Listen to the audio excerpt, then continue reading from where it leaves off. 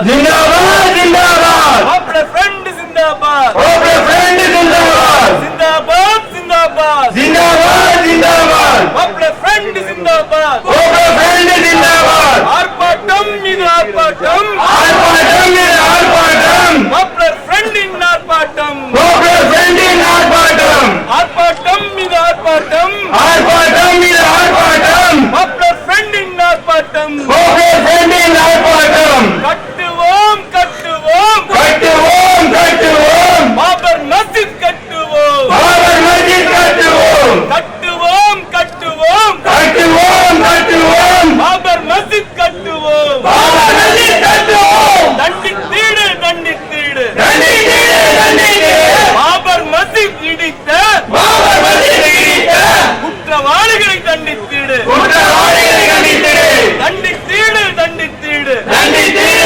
தண்டித்தீடு பாபர் மஸ்ஜிதை இடித்த பாபர் மஸ்ஜித் இடித்த குற்றவாளிகளை தண்டித்தீடு குற்றவாளிகளை கண்டித்தீடு அனுமதியோம் அனுமதியோம் அனுமதியோம் அனுமதியோம் பாசிச பயங்கரவாதத்தை அனுமதியோ பாசிச பயங்கரவாதத்தை அனுமதியோம் அனுமதியோம் அனுமதியோம் அனுமதியோம் அனுமதியோம் பாசிச பயங்கரவாதத்தை அனுமதியோ பாசிச பயங்கரவாதத்தை அனுமதியோம் மத்திய அரசே மத்திய அரசே மத்திய அரசே மத்திய அரசே மத்திய அரசே மத்திய அரசே மத்திய அரசே மத்திய அரசே மதச்சார்பின்மைக்கு எதிராக மதச்சார்பின்மைக்கு எதிராக செயல்படாதே செயல்படாதே செயல்படாதே செயல்படாதே மத்திய அரசே மத்திய அரசே மத்திய அரசே மத்திய அரசே மதச்சார்பின்மைக்கு எதிராக மதச்சார்பின்மைக்கு எதிராக செயல்படாதே செயல்படாதே செயல்படாதே செயல்படாதே மறக்கக்கூடாது மறக்கக்கூடாது மறக்கக்கூடாது மறக்கக்கூடாது அவர் மஸ்ஜிதை மறக்கக்கூடாது பாபர் மஸ்ஜிதை மறக்கக்கூடாது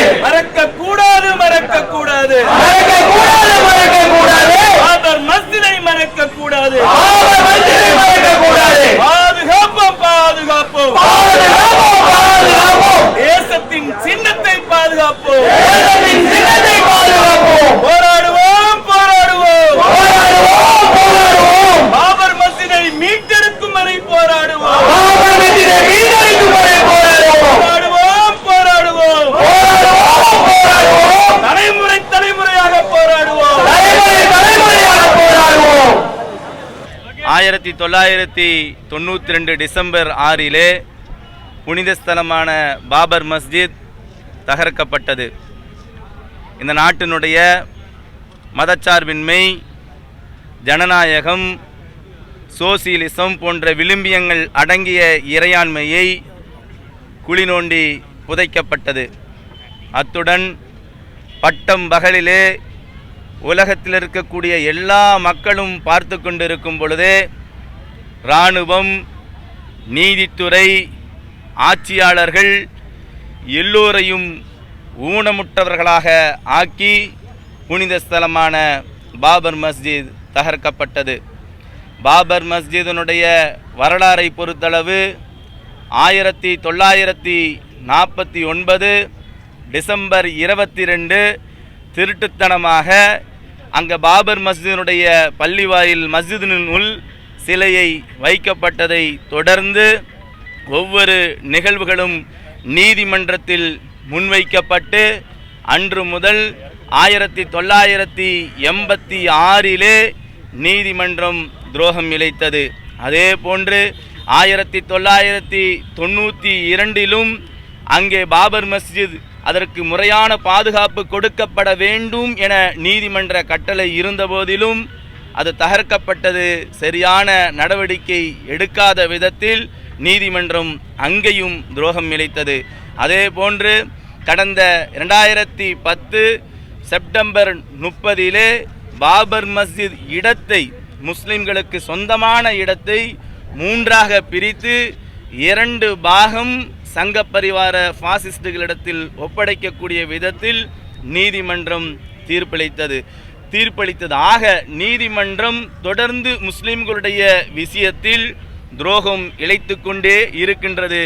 கீழ் நீதிமன்றம் முதல் உயர் நீதிமன்றம் வரை பாசிச சிந்தனை உடைய ஒரு சில நீதிபதிகளால் இப்படி மாபாதகமான துரோகம் இழைக்கப்பட்டு வருகின்றது. ஆக 22 ஆண்டு காலம் பாபர் மஸ்ஜித் இடிக்கப்பட்டு 22 ஆண்டு காலம் ஆகிய நிலையிலே சம்பந்தப்பட்ட குற்றவாளிகள் அன்றைய அரசு லிபர்ஹான் கமிஷன் நியமிக்கப்பட்டு 17 ஆண்டுகளுக்கு பிறகு 2009 அக்டோபரிலே சமர்ப்பிக்கப்பட்டது லிபர்ஹான் கமிஷன். அதில் 68 குற்றவாளிகள் தீர்மானிக்கப்பட்டு இவர்களெல்லாம் குற்றவாளிகள் என அடையாளம் காட்டப்பட்டு 2010 நாடாளுமன்றத்திலே முன்வைக்கப்பட்டது.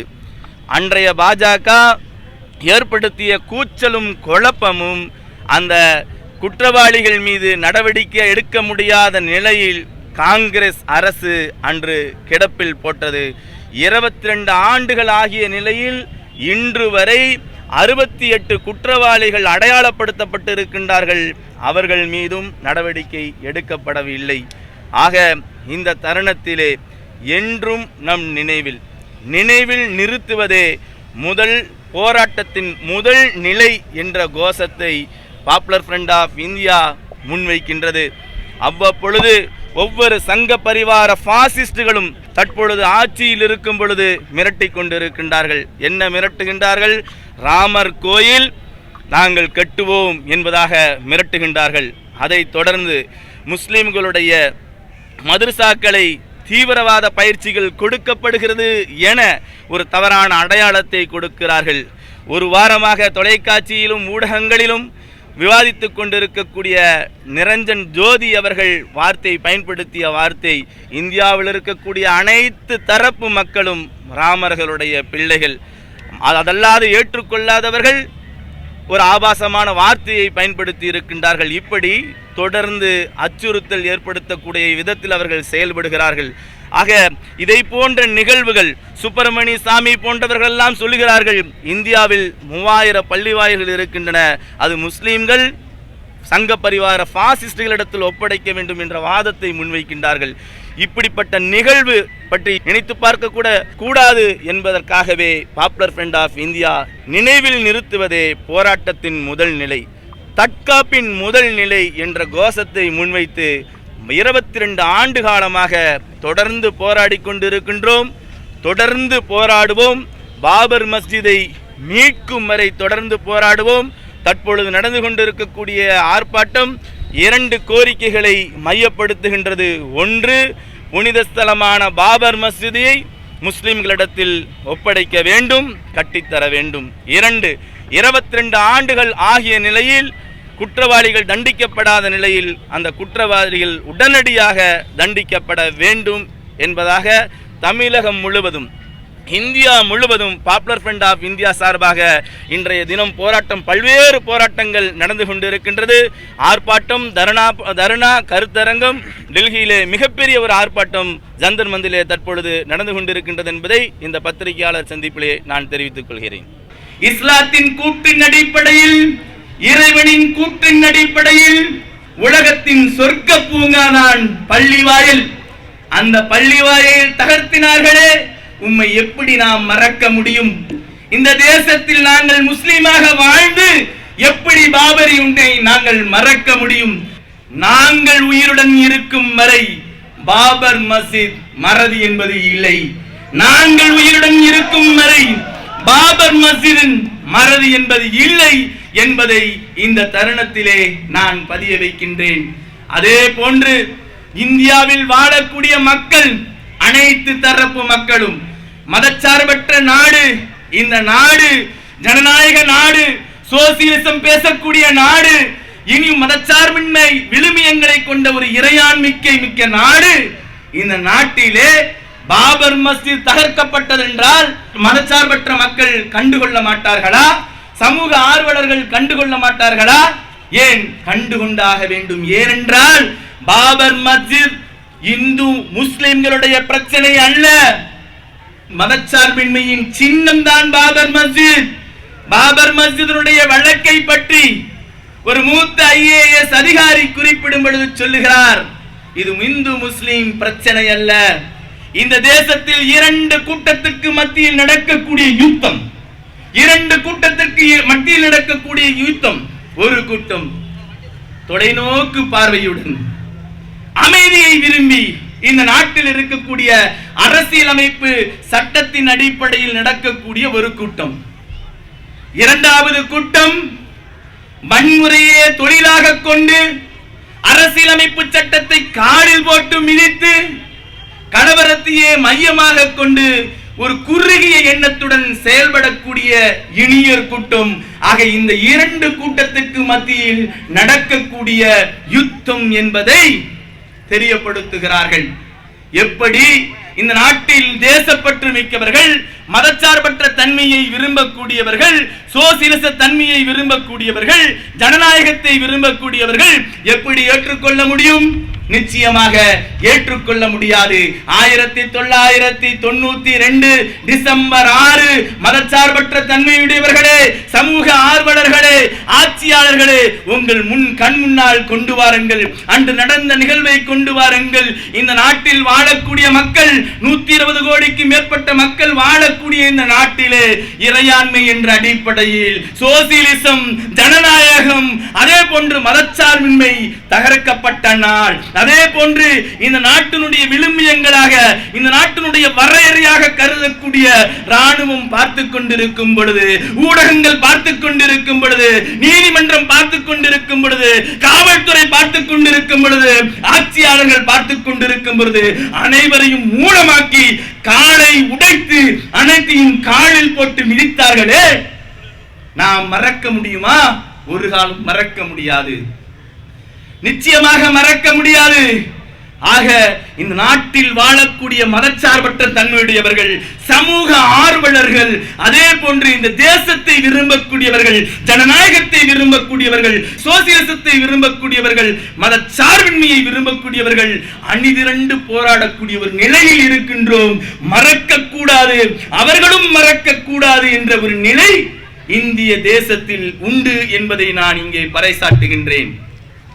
பிரியமானவர்களே, 22 ஆண்டுகள் ஆகிய நிலையிலே வருடம் வருடம் பாபர் மசூதியை மறக்க மாட்டோம் என்று கூறிக்கொண்டு கண்ணீர் வடித்துக் கொண்டு செல்லக்கூடிய கூட்டம் அல்ல.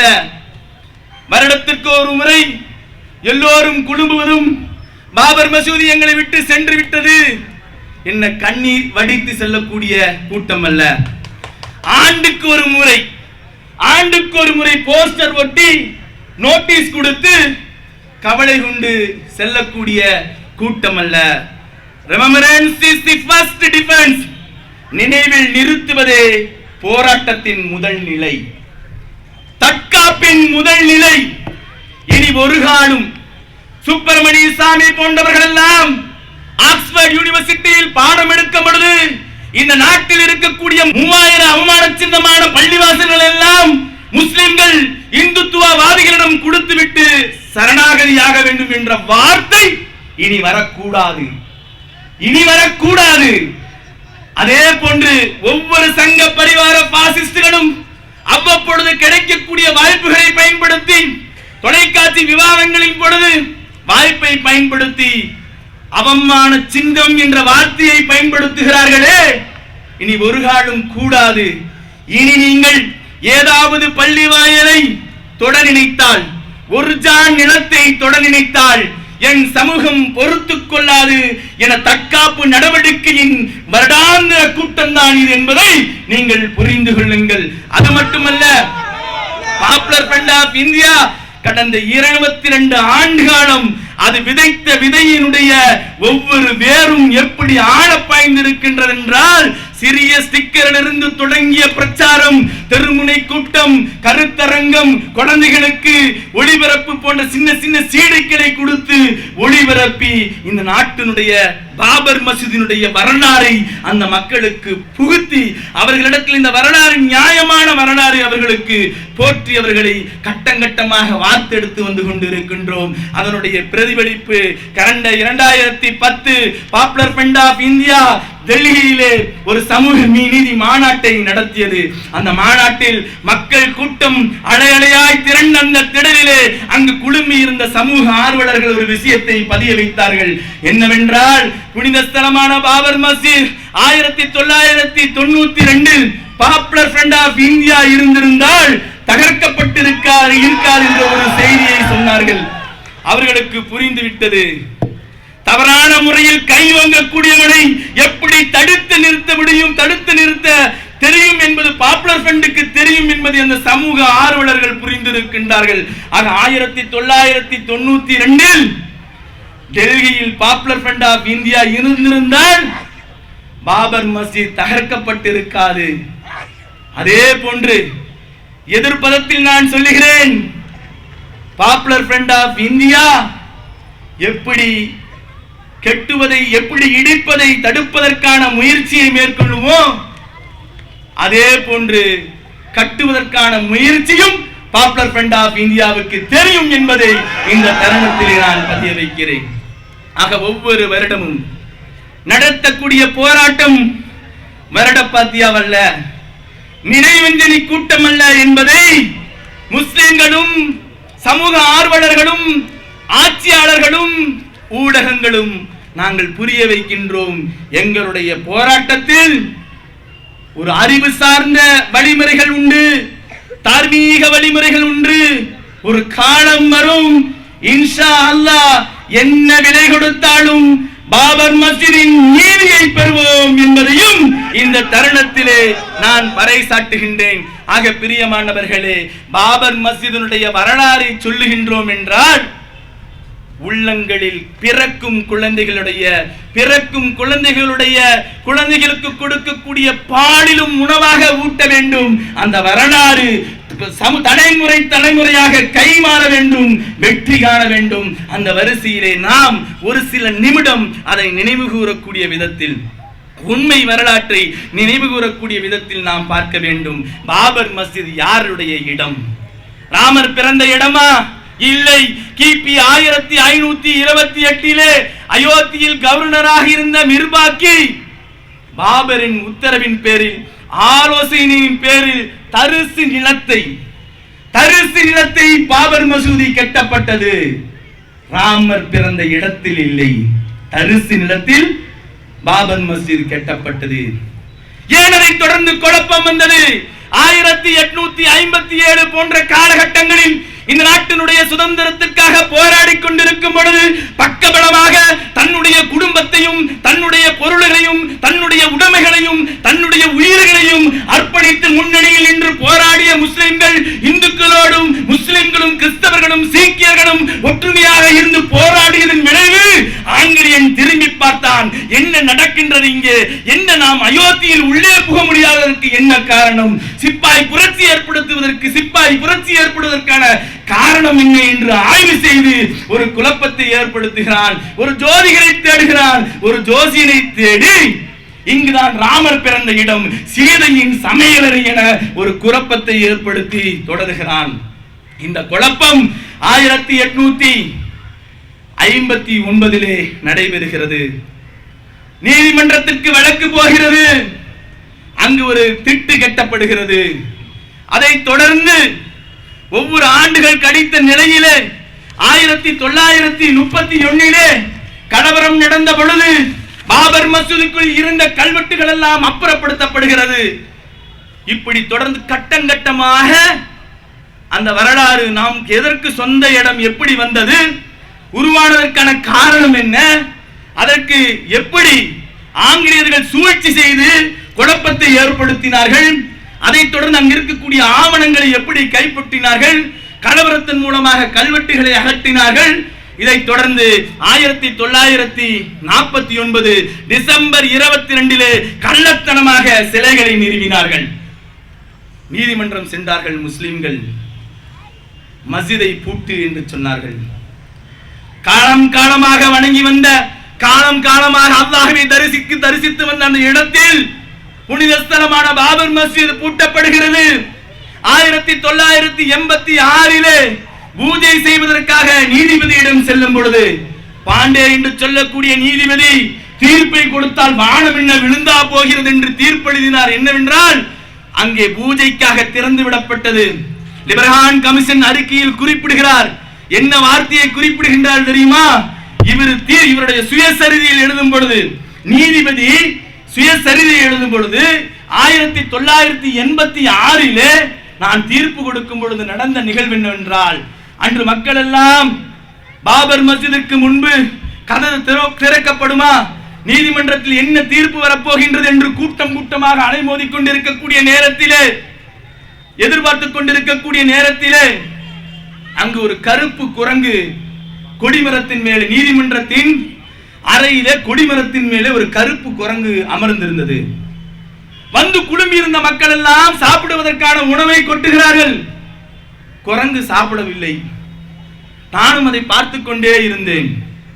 நான் 4:40 தீர்ப்பை எழுதினேன். தீர்ப்பை கொடுத்ததற்கு பிறகு அந்த குரங்கு அந்த கொடிமரத்தில் இருந்து சென்று விட்டது.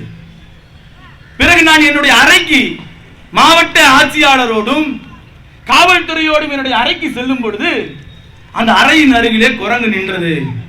நான் உணர்ந்து கொண்டேன், ஏதோ தெய்வீக சக்தி குரங்குக்கு இருப்பதாக உணர்ந்து நான் அதை வணக்கம் செலுத்திவிட்டு சென்றேன் என்பதாக ஒரு விஷயத்தை பதிவு செய்கிறார். லிபர்ஹான் கமிஷன் இதை குறிப்பிடுகின்றார் என்றால், பாபர் மசூதியுடைய நிலவழக்கு இருக்குல்லவா, முஸ்லிம்களுடைய சொத்தை 3ஆக பிரித்து 2ஆக இந்துத்துவவாதிகளுக்கும் 1 முஸ்லிம்களுக்கு என பிரித்ததல்லவா, இதற்கு உந்துதலாக இருந்தது என்ன? அப்பொழுது பாண்டேவுக்கு உந்துதலாக இருந்தது கருப்பு குரங்கு. செப்டம்பர் 30 கடந்த 2010 முஸ்லிம்களுடைய சொத்தை 3ஆக பிரித்தார்கள் அல்லவா, அப்பொழுது எந்த விலங்கு உந்துதலாக இருந்தது என்பது வரக்கூடிய நாட்களில் சுயசரிதை எழுதும் பொழுது நமக்கு தெரியும். இதுதான் இந்த நீதிபதிகள் வழங்கக்கூடிய தீர்ப்பு. இந்த நிலைதான் இன்று நடந்து கொண்டிருக்கின்றது பிரியமானவர்களே. ஆக நாம் பார்க்கக்கூடிய நேரத்திலே தொடர்ந்து 1949 இருந்து நீதிமன்றம் தொடர்ந்து முஸ்லிம்களுக்கு அநீதியை செலுத்திக் கொண்டிருக்கின்றது. நிலம் கையகப்படுத்துகின்றது என முஸ்லிம்கள் நீதிமன்றம் நாடினார்கள். தடுப்பு வேலி அமைக்கப்பட்டது. முஸ்லிம்கள் நீதிமன்றத்தை நோக்கி ஓடினார்கள். திருட்டுத்தனமாக சிலை வைக்கப்பட்டது. சிலை வைத்து விட்டார்கள் என முஸ்லிம்கள் நீதிமன்றத்தை நோக்கி ஓடினார்கள். பூதிக்காக மஸ்ஜிது திறக்கப்பட்டது. மஸ்ஜிது திறக்கப்பட்டு விட்டது என்று முஸ்லிம்கள் நீதிமன்றம் நோக்கி ஓடினார்கள். 1992 புனித ஸ்தலமான பாபர் மஸ்ஜித் தகர்க்கப்பட்டது. பாபர் மஸ்ஜித் தகர்க்கப்பட்டது என நீதிமன்றம் ஓடினார்கள். கூட்டம் கூட்டமாக முஸ்லிம்களும் பெண்களும் கொன்று குவிக்கப்பட்டார்கள். கொன்று குவிக்கப்படுகிறார்கள் என கதறுகிறார்கள். 3ஆக பிரித்து கூறு போட்டார்கள். இதுதான் இந்தியாவில் நடக்கின்றது என்றால், தொடர்ந்து ஆரம்பம் முதல் நீதிமன்றம் இந்த முஸ்லிம்களுடைய விஷயத்தில் அநீதி அநீதி அநீதி என்பது கீழ் நீதிமன்றத்தில் இருந்து உயர் நீதிமன்றம் வரை வழங்குகின்றது என்றால், அங்கே இருக்கக்கூடிய சங்க பரிவாரான பாசிஸ்டுகள் தான் நீதிபதிகளாக இருந்து செய்கின்ற ஒரு அநியாயம் என்பதை நாம் புரிந்து கொள்ள வேண்டும். அது மட்டுமல்ல, 22 ஆண்டுகள் ஆகிவிட்டது. 2009 அக்டோபரில் ஜூலையிலே லிபர்ஹான் கமிஷன் அறிக்கையை சமர்ப்பிக்கப்படுகிறது காங்கிரஸ் அரசிடம். 68 குற்றவாளிகள், புனித ஸ்தலமான பாபர் மசூதி தகர்க்கப்பட்டவர்கள் இவர்கள்தான் என பதிவு செய்யப்பட்ட நிலையில் காங்கிரஸ் நடவடிக்கை எடுக்காமல் கெடுக்காமல் கபட நாடகம் ஆடுகிறது. கசிய விடுகிறது அந்த செய்தியை.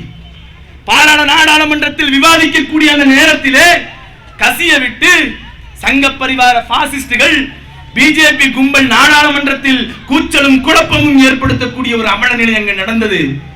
இன்றளவு நாடாளுமன்றத்தில் அறிக்கைகளாக இருக்கின்றதே தவிர 68 குற்றவாளிகள், அவர்கள் பயங்கரவாதிகள், தீவிரவாதிகள், இந்த நாட்டினுடைய இறையாண்மையை தகர்த்தவர்கள், மதச்சார்பற்ற தன்மையை தகர்த்தவர்கள், சோசியலிச கொள்கையை தகர்த்தவர்கள், ஜனநாயகத்தை தகர்த்தவர்கள், நீதிமன்ற கட்டளையை தகர்த்தவர்கள், ராணுவத்தை மதிக்காதவர்கள், ஆட்சியாளர்களை மதிக்காதவர்கள், மிகப்பெரிய குற்றவாளி, தேச துரோகிகள் என இன்றளவும் நடவடிக்கை எடுக்கவில்லை என்ற ஒரு செய்தி நாம் பார்க்க முடிகின்றது என்றால், முஸ்லிம்கள் துணிந்து முன்னணியில் நின்று போராடக்கூடிய ஒரு தருவாயிலே நாம் நின்று கொண்டிருக்கின்றோம்.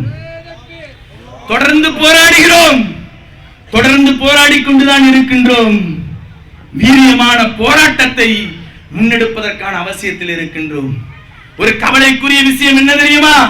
1992 புனித ஸ்தலம் பாபர் மசூதி தகர்க்கப்பட்டதோடு முஸ்லிம்களுடைய பிரச்சனை முடியவில்லை. அதை இணைத்ததற்கு பிறகு முஸ்லிம்களுக்கு கொடுக்கக்கூடிய அடையாளம் என்ன தெரியுமா? தீவிரவாதி, பயங்கரவாதி, தேச துரோகி, இந்த நாட்டின் மீது பற்றில்லாதவன் என்று சொல்லக்கூடிய பட்டத்தை அவ்வப்பொழுது சங்க பரிவார பாசிஸ்டுகள் நடத்தக்கூடிய கொலைவெறி தாக்குதல் குண்டுவெடிப்புகளில் எல்லாம் முஸ்லிம்கள் மீது திரித்து இன்று பொது இடங்களில் முஸ்லிம்கள் திரியக்கூடிய நேரத்தில் பஸ் நிலையமாக இருக்கட்டும், ரயில் நிலையமாக இருக்கட்டும், எந்த இடங்களுக்கு சென்றாலும் தாடி வைத்திருந்தால், தொப்பி அணிந்திருந்தால், முஸ்லீம் என்று அடையாளம் தெரிந்தால் அவன் தீவிரவாதியாக இருப்பானா, பயங்கரவாதியாக இருப்பானா என்று சொல்லக்கூடிய ஒரு பார்வை 1992க்கு பிறகு முஸ்லிம்களுக்கு தரப்பட்ட பரிசு. நாம் பார்க்க வேண்டும். இரண்டாவது நாம் பார்க்கக்கூடிய நேரத்திலே அதை தொடர்ந்து நடந்த கலவரங்கள். 2002 குஜராத்தில் மிகப்பெரிய கொடூரம் நடந்தது. 10,000க்கும் மேற்பட்டவர்கள் கொலை செய்யப்பட்டார்கள். பெண்கள் உட்பட, குழந்தைகள் உட்பட கொலை செய்யப்பட்டார்கள். இப்படி பல்வேறு கலவரங்கள் நடத்தப்பட்டது. இறுதியாக நடந்த முசாஃபர் நகர் கலவரம் உட்பட. மூன்றாவதாக ஒரு வழிமுறையை பார்க்கக்கூடிய நேரத்தில் பெரும்பான்மையான முஸ்லிம் இளைஞர்கள் சிறையில் அடைக்கப்பட்டிருக்கின்றார்கள். இந்தியாவில் வாழக்கூடிய முஸ்லிம்கள் 30% சிறையில் இருக்கின்றார்கள். ஜனத்தொகைக்கு மேலாக அவர்கள் சிறையில் இருக்கின்றார்கள். நான்காவது, அவர்களுடைய எதிர்கால வளர்ச்சியை பற்றி, இந்த சமூகத்தினுடைய வளர்ச்சியை பற்றி, சமூகத்தினுடைய பிரச்சனையை பற்றி அவர்கள் யோசிக்காத ஒரு சூழ்நிலையை ஏற்படுத்தி வைத்திருக்கின்றார்கள் என்றால், இதை உணர்ந்து கொண்டு அனைத்தையும் அர்ப்பணித்து முன்னணியில் நின்று போராடக்கூடிய ஒரு தருவாயில் இருந்து கொண்டிருக்கின்றோம் என்பதை மீண்டும் ஒரு முறை நான் நினைவு கூறுகிறேன். பிரியமானவர்களே, இந்த போராட்டம் 1 ஆண்டு, 2, 3 ஆண்டு, 90 ஆண்டு அல்ல. ஒரு முஸ்லிம்களுடைய இயல்பை பொறுத்தளவு, ஒரு முஸ்லிம்களுடைய அடித்தளம் என்பது நீதியால் அவன் எழுப்பப்பட்டு இருக்கின்றான். எந்த நொடியிலாக இருந்தாலும் சரி, எந்த நிமிடத்திலாக இருந்தாலும் சரி, எந்த சூழ்நிலையிலாக இருந்தாலும் சரி, அவன் நீதியால் கட்டமைக்கப்பட வேண்டியவன். ஆக நீதிக்கான போராட்டத்தை நீதி கிடைக்கும் வரை போராட வேண்டும். அதற்கு காலதமனை என்பது இல்லை. நிச்சயமாக பாபர் மசூதை மீட்கும் வரை இந்த போராட்டம் தொடரும். அதை தொடர்ந்து அந்த குற்றவாளிகள் மீது நடவடிக்கை எடுக்கும் வரை இந்த போராட்டம் தொடரும். பொதுவாக ஒரு அறைகூவல் விடுகின்றோம். ஆட்சியாளர்களே, 22 ஆண்டு காலமாக கோரிக்கை வைத்து உங்கள் பின்னாடி சென்று கொண்டிருக்கின்றார்கள். தெருவில் இறங்கி பெண்கள், குழந்தைகள் உட்பட போராடி கொண்டிருக்கின்றார்கள். நீங்கள் செவிசாய்க்க மறுத்துவிட்டாலும், அரசியல் கட்சிகளே நீங்கள் குரல் கொடுக்க மறுத்துவிட்டாலும், மீடியாக்களே நீங்கள் மௌனம் சாதித்தாலும், நீதிமன்றங்களே நீங்கள் தொடர்ந்து அநீதி இழைத்தாலும், எங்களுடைய போராட்டம் மக்கள் முன்னணியில் சொல்கின்றோம். குடும்பி இருக்கக்கூடிய அத்தனை மக்கள் முன்னிலையில் சொல்லுகின்றோம். எங்களுடைய கடைசி உயிர் இருக்கும் வரை இந்த போராட்டம் தொடரும் தொடரும் தொடரும். சங்க பரிவார பாசிஸ்டுகளே, நீங்கள் இந்த நாட்டிலே வர்ணாசிர கொள்கையை திணித்து தொலைநோக்கு திட்டத்தோடு உங்களுடைய சித்தாந்தத்தை புகுத்துவதற்கான முயற்சி கட்டம் கட்டமாக நீங்கள் எடுத்துக்கொண்டிருக்கின்றீர்கள். ஆனால் உங்களுடைய முகம் சிறுக சிறுக சிறுக சிறுக நீலச்சாயம் குள்ள நெருக்கி வெளுத்தது போல் கொஞ்சம் கொஞ்சமாக வெளுத்துக் கொண்டிருக்கின்றது. நீங்கள் நடத்தும் நாடாளுமன்றம் நடப்பதல்ல. இந்த நாட்டினுடைய மதச்சார்பின்மைக்கு எதிராக பேசக்கூடிய நேரத்தில் யாரும் அனுமதிப்பதில்லை. நாடாளுமன்றம் முடங்குகின்றது. தொடர்ந்து மக்கள் போராட்டங்களை முன்வைக்கின்றார்கள். ஆக உங்களுடைய வர்ணாசிர கொள்கையும் பாசிச சித்தாந்தமும் கொஞ்சம் கொஞ்சமாக நீலச்சாயம் வெளுத்து தெருவுக்கு வந்த வழியிலே ஓடுவீர்கள்.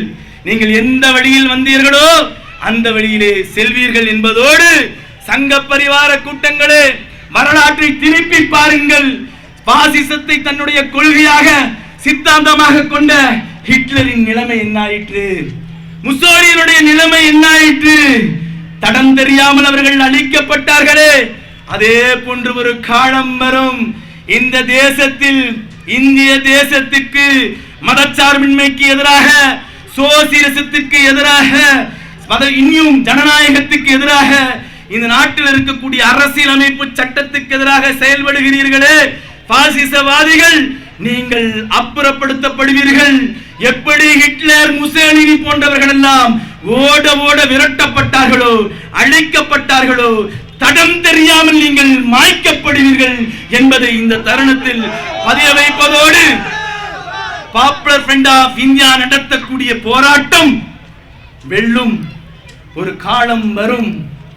பாபர் மஸ்ஜித் தொழும் இடத்திலே இன்ஷா அல்லாஹ் நாம் தொழுகுவோம் என இந்த நேரத்தில் பதிய வைத்து விடைபெறுகிறேன். வாஹிருதனா அல்ஹம்துலில்லாஹி ரப்பில் ஆலமீன். அஸ்ஸலாமு அலைக்கும் வரஹ்மத்துல்லாஹி வபரகாத்துஹு.